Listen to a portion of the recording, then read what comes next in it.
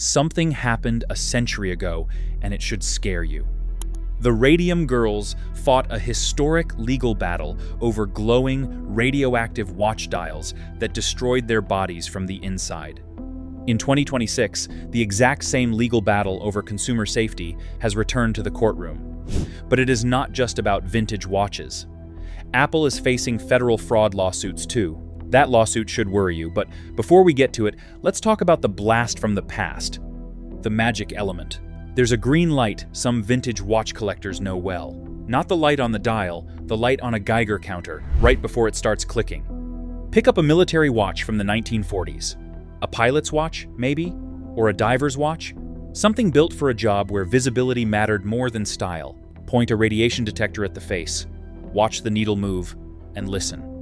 That clicking sound isn't static. It's the detector counting individual particles flying off the dial, one at a time, faster than you can track. That glow-in-the-dark paint on the numbers wasn't a design choice made to look cool at night.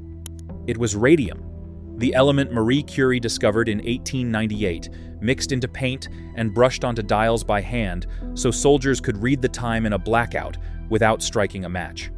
And here's the part that should bother you. It still works. Not the glowing anymore that faded decades ago as the paint's crystal structure broke down. The radioactivity never left. Radium 226 has a half-life of about 1,600 years. Your watch will outlive your house. During the Second World War, watches like this went out by the truckload, not to specialists. To ordinary soldiers, sailors, and pilots who needed to read the time in a blackout, no different from being handed a canteen or a compass. Nobody issuing them thought of radium as a risk. It was standard equipment. For most of the 20th century, nobody thought twice about this.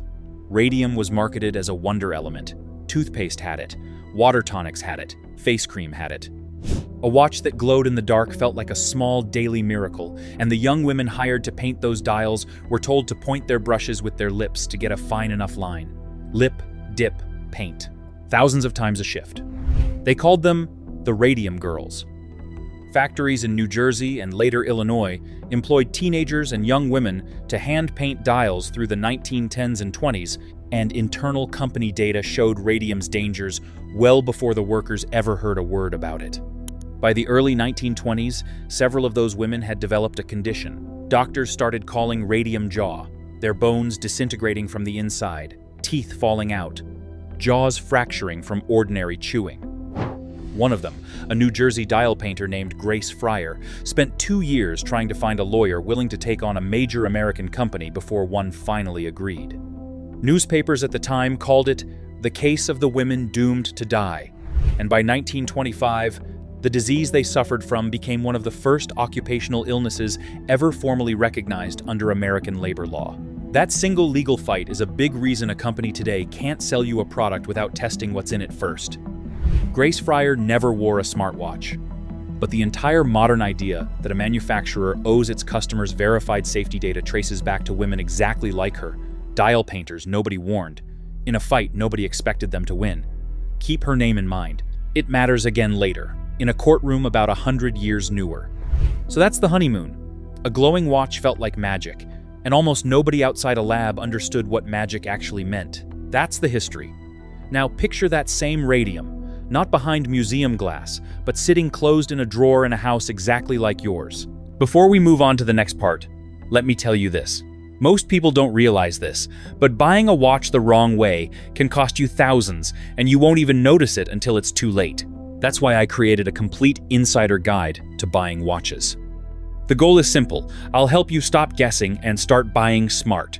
You'll find the guide in the pinned comment and description. Now, let's move on to the next part, the study in the drawer. A watch is not a factory, but it turns out you don't need a factory to have a radium problem. You just need a drawer. In 2018, researchers from the University of Northampton and Kingston University ran a study backed by UNESCO and the International Union of Geological Sciences that tested something nobody had really bothered testing before. What happens when you keep several radium dial watches together in an ordinary room like the one in your house? They gathered 30 vintage military watches and measured the radon gas building up around them. The result came back at 134 times the United Kingdom's recommended safe radon level. Think about that for a second. Radon already gets more attention from environmental health regulators than almost anything else that can build up inside an ordinary home, mostly because of what seeps upward through soil and basement foundations, not from a jewelry box on a dresser, which is what makes the Northampton number so strange. A stack of old watches, sitting quietly in a felt-lined case, measured a radon concentration higher than what regulators spend real money warning homeowners about through their foundations. Radon is the second leading cause of lung cancer in both the United States and the UK, right behind smoking. Each radon atom only survives a few days before decaying again, which sounds reassuring until you realize that means the watches are constantly making more. A closed drawer doesn't let it escape. It just lets it build. You can't smell it. You can't see it. The only way you'd know is if you happen to own a radiation detector and thought to point it at your own watch box.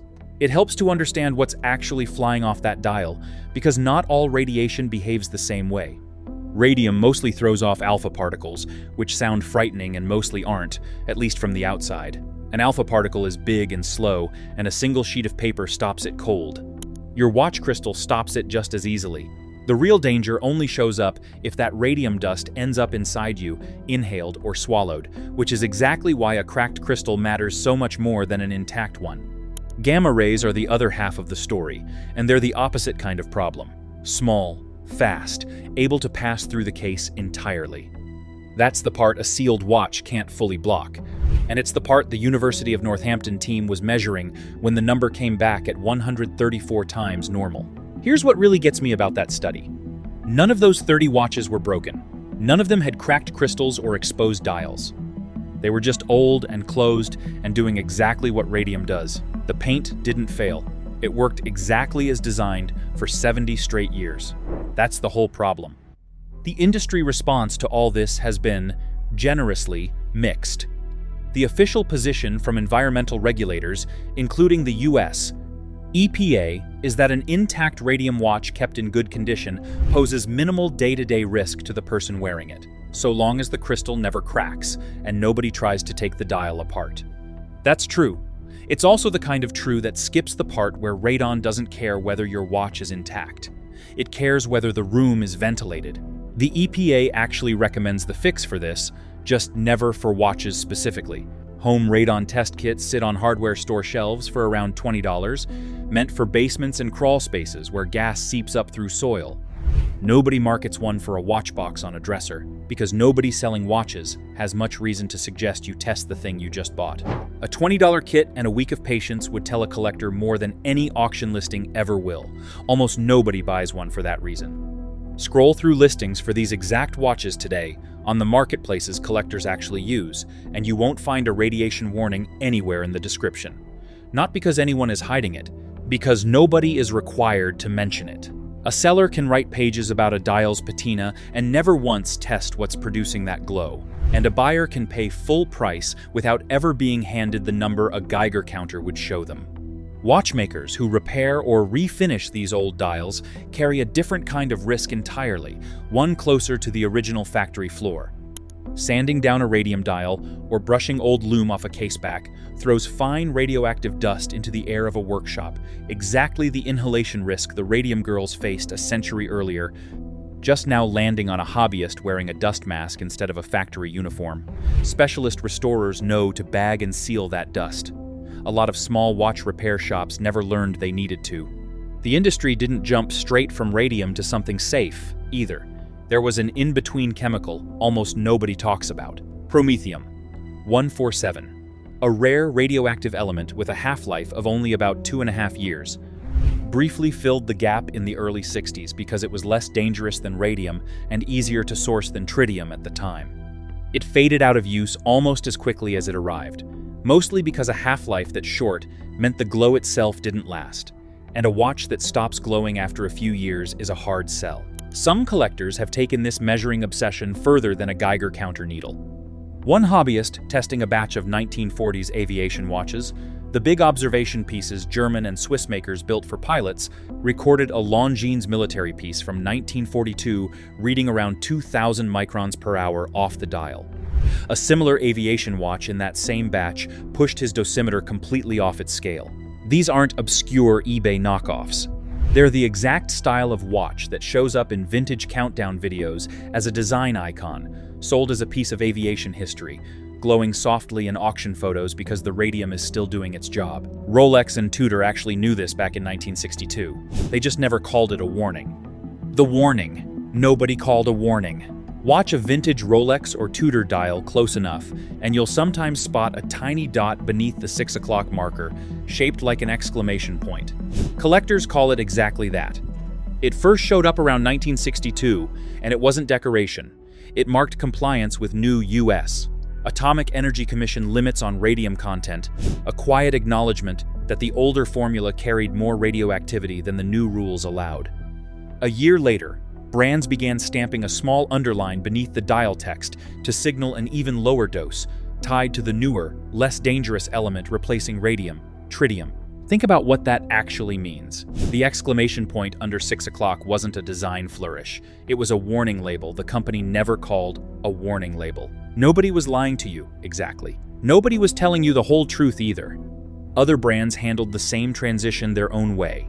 Some with printed text on the dial, some with nothing visible at all beyond a serial number a specialist could decode decades later. There was never one universal warning system across the industry, just a scattered set of private signals, understood only by the people who already knew to look for them. If you didn't know what an exclamation point under 6 o'clock meant, you simply never learned there was anything to ask about. Tritium, which took over through the 60s, is still radioactive, but it's a different kind of danger. Its beta particles can't punch through watch glass or skin the way radium's gamma rays can. You'd have to ingest tritium for it to hurt you, not just wear it. That's a real improvement. It's also why watch dials from the 70s onward started carrying tiny printed letters, a T for tritium, an R for the older, riskier radium, and eventually Swiss T is less than 25, meaning Swiss made with tritium levels under 25 millicuries. Nobody explained any of this to the customer buying the watch off a department store shelf. You just got a nicer glow and a code you needed a hobbyist forum to decipher. By the mid-90s, a Japanese paint company called Nemoto invented Luminova, a strontium aluminate compound that glows without any radioactivity at all. Charge it under a lamp. It glows for hours. No decay, no half-life, no drawer full of gas. Every watch made today uses something in that family. The danger didn't get regulated away so much as it got quietly engineered out, one chemistry generation at a time, while collectors kept buying the old stuff specifically because it looked aged and authentic. And that's the strange twist in this whole story. The very thing that makes a vintage military watch valuable to a collector, that yellowed, softly glowing, decades-old patina, is the radium breaking down. You're not just buying history, you're buying evidence of decay and paying a premium for it.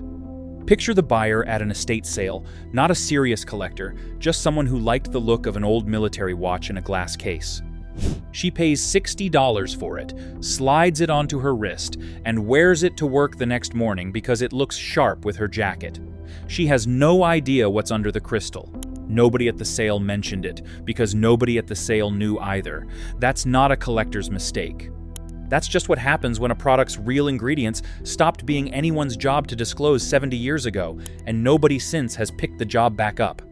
Somewhere out there is a different kind of owner, though, the one who inherited his grandfather's watch, a real one, off a real wrist that came home from a real war.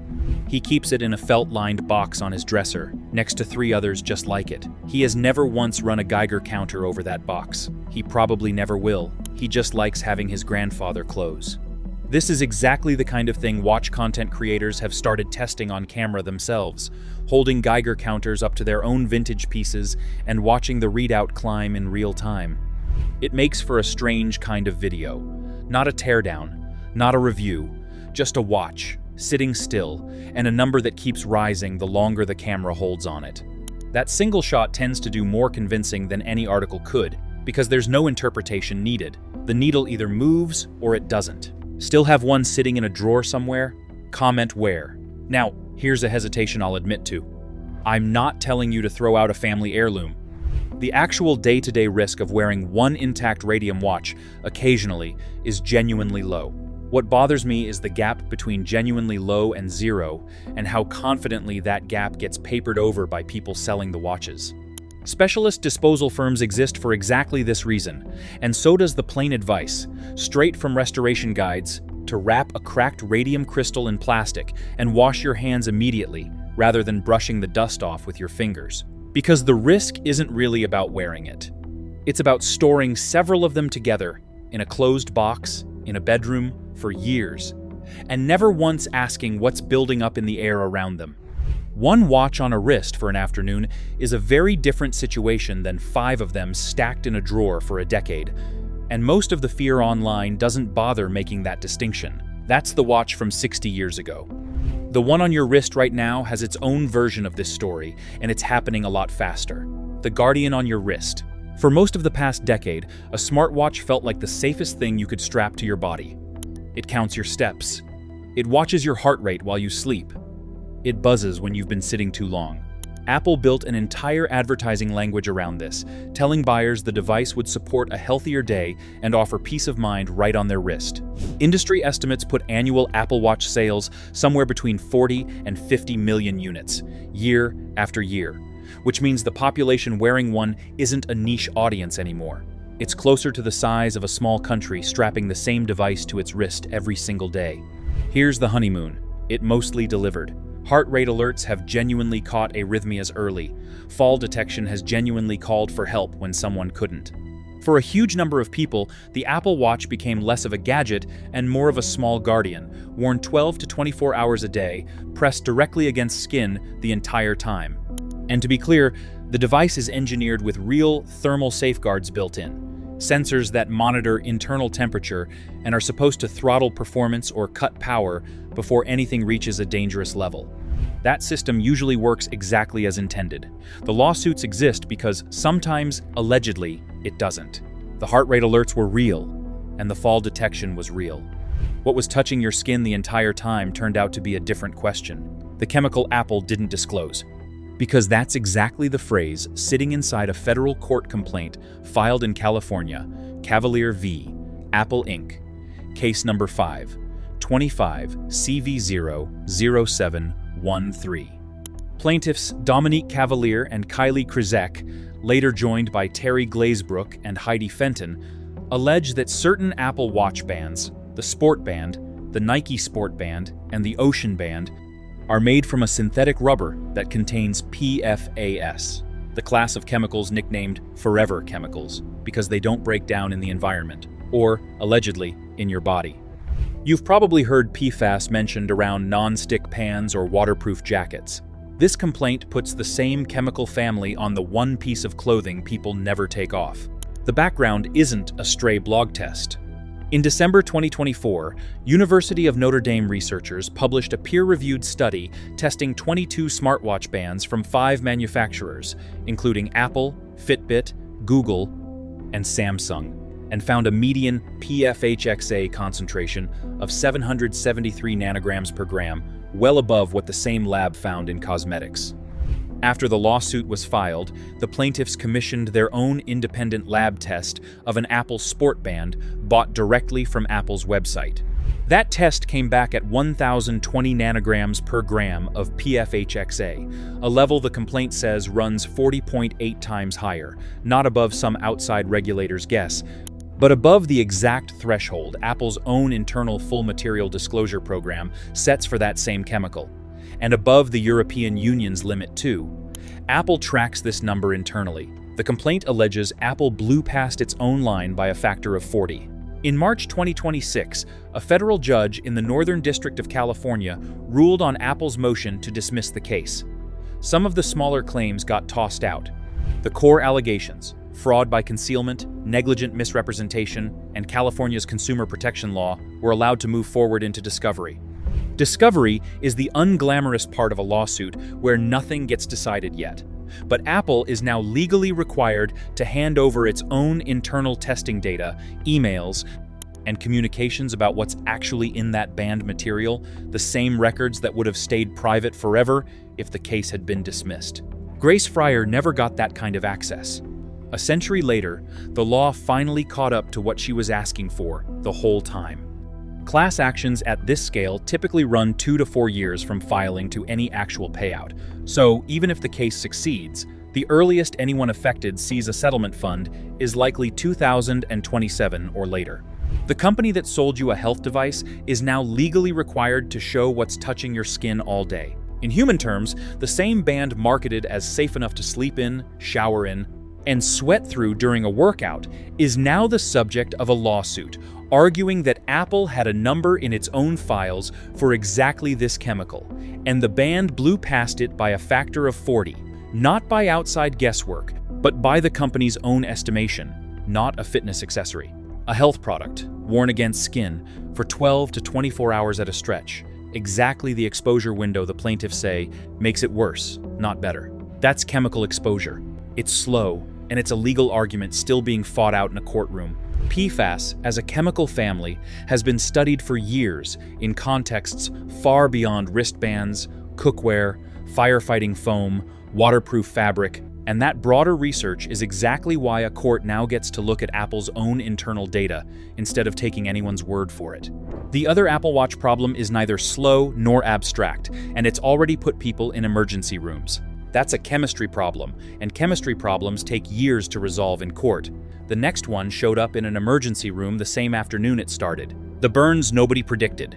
In March 2026, a woman named Zdenka Wilcox filed a lawsuit in the U.S. District Court for the Northern District of Texas, naming Apple as the sole defendant. Her complaint alleges that the stainless steel Milanese loop band on her Apple Watch conducted heat and trapped hot liquid directly against her wrist, causing a burn severe enough that she needed emergency medical treatment. Earlier that same year, a separate product liability suit alleged that an Apple Watch Series 9's lithium-ion battery overheated while the wearer had it on at work, leaving a second-degree burn, the kind that blisters and damages skin layers deep enough to need real medical care, not just a bandage and some ointment. Picture that for a second. Not a factory defect discovered in a lab. A woman at her desk or in her kitchen wearing the exact device that promised to look out for her when it turned against her instead. Neither of these cases has gone to trial yet, and neither has been proven in court.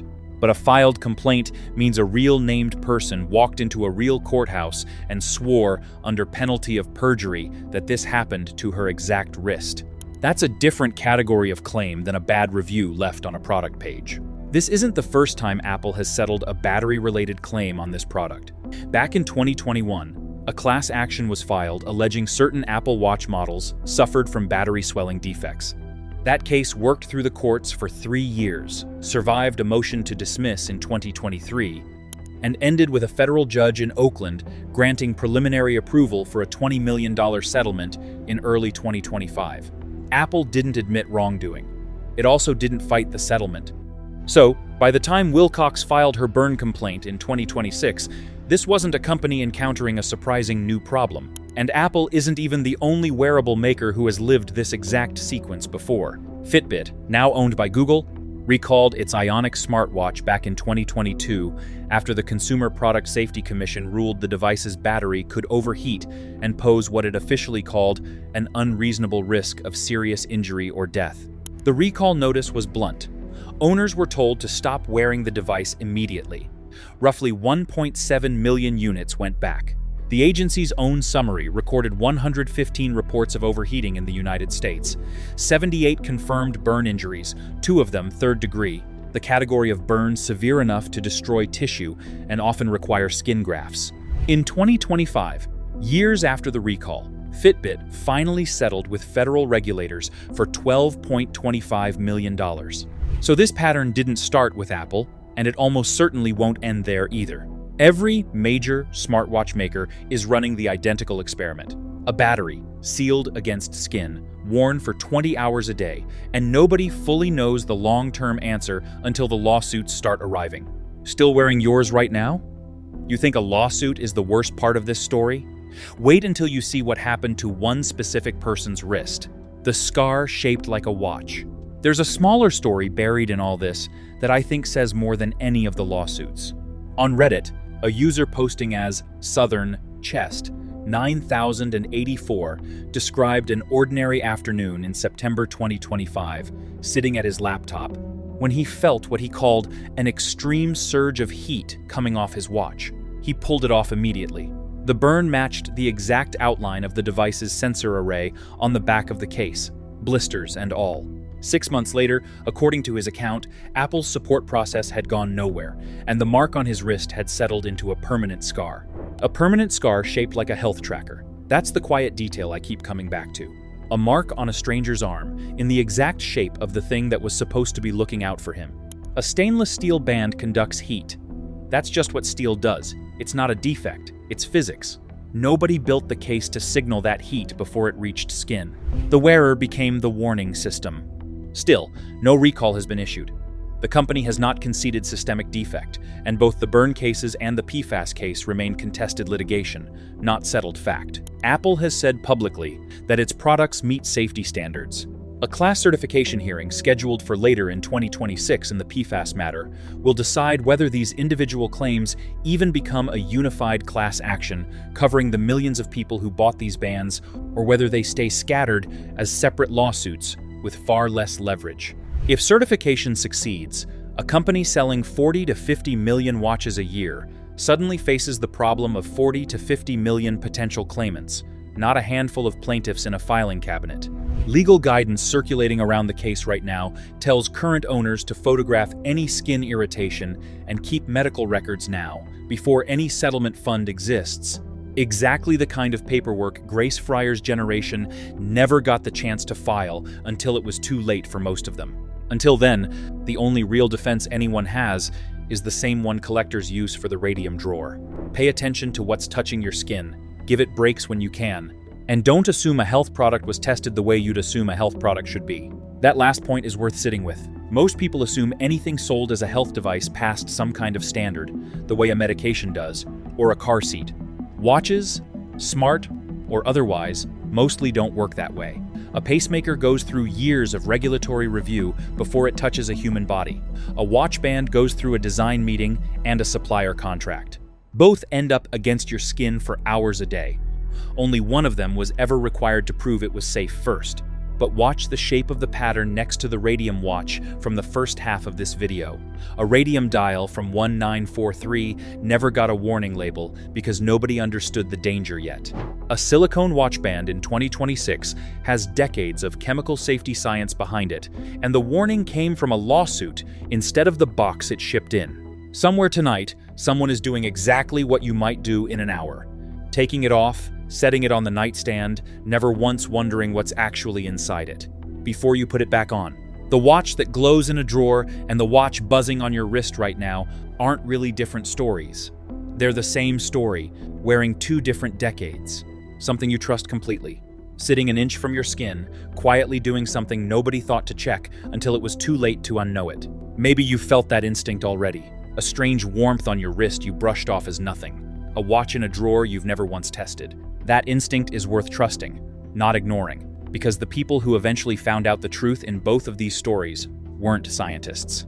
They were regular owners who happened to notice something first. Go check what's on your wrist tonight before you put it back on tomorrow morning. Like this video, and if you want more big reveals like this, subscribe.